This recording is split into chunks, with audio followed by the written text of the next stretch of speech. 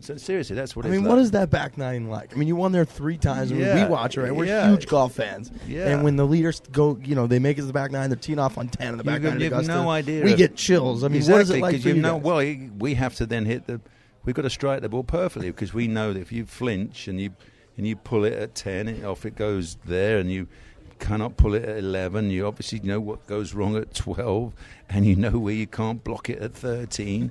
And you can't come up short of 14. You got me. Get me.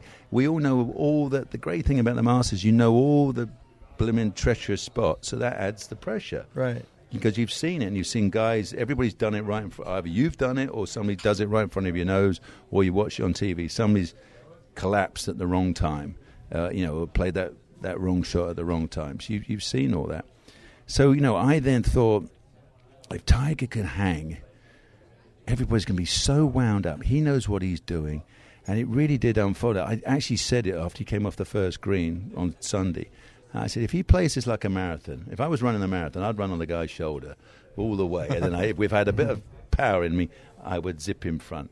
And I thought, it's genius. That's the way to do it. Seriously, I'll let somebody else do all the heavy lifting. I thought, let everybody drag you along. If you obviously got to be good enough to shoot the same scores and be there.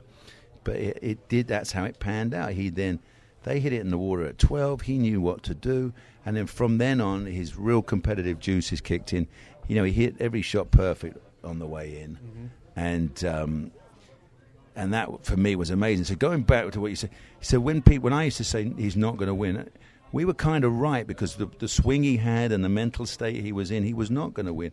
So when people say to me, "Oh, go eat your words, Faldo," you're a Tiger hater, and I go, "Yeah, but hang on a minute. 5 years ago, we were actually really right. He couldn't flip the foot switch. He couldn't. Everybody said, "Oh, Tiger's going to flip the switch this week." Well, he didn't flip the switch for 10 years.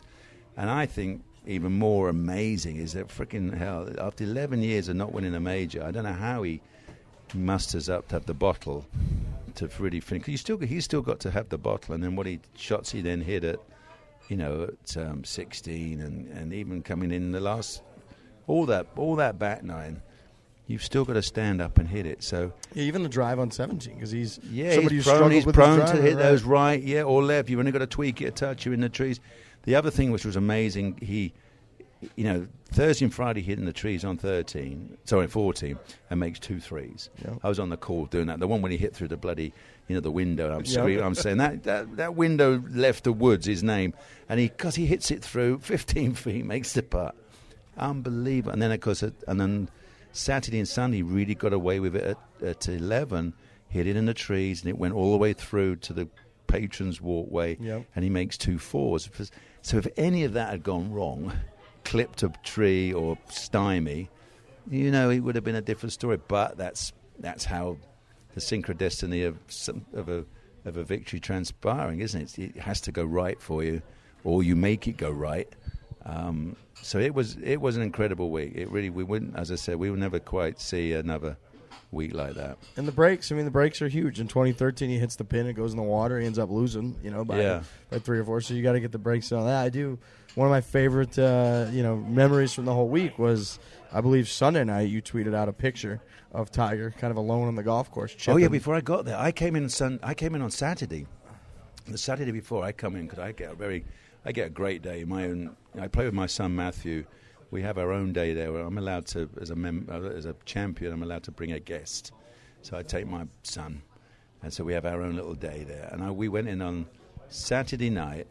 No, it was Sunday. You're right. It was Sunday after we'd finished. We go and play the par 3. And I came back out, and we were standing. I was showing people my tower, and then Tiger comes down 9. And I thought it was really kind of, you sensed that moment. There he was there, all on his own, just him and Joey, chipping away. Only took the putter and a couple of wedges. He walked 9 holes, just chipping, just get yourself into Masters mode. And it's funny, that was kind of the moment when you looked at him and thought, you never know. And that's when I tweeted that, where will he be next Sunday night? Blimmin' hell, he was last one off the golf course. To be honest, when that tweet came across our timeline, we all went, "Oh, you see Sir next to I got something like, yes, you kind of sense some. You kind of sense it was the perfect timing for him as well. If he's going to win majors, he's just got to stay mega fit in April. Right. I'm not sure about the other ones. I mean, this one this week on this golf course, you cannot hit it in the thick stuff at all. You hit it in the thick stuff, you have to play great to make fives, actually make bogeys. You have to play really smart to make a bogey here. And when I played here, whatever it was, moons ago, I made that my rule, my goal. If I hit it in the thick stuff, I chopped it out, and I said, right, just play for a bogey now. Just be smart. And I'd hit it in the middle of the green, and I lucked out a few times. I hold a few 20, 25 footers for par. But if you go for it on the third, because then you miss the green, chip back, miss it again, 6s and 7s, and you think, all it was one bad shot. You know? Right. So you've got to be really smart just to take your medicine and move on. And I think that's the way the guys are describing the golf course this week as well.